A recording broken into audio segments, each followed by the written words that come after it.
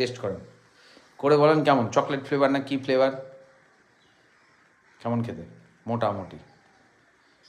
আপনারও পেট কিন্তু খুব খারাপ, কেন বলতো মুখের দাগ দেখে বোঝা যাচ্ছে।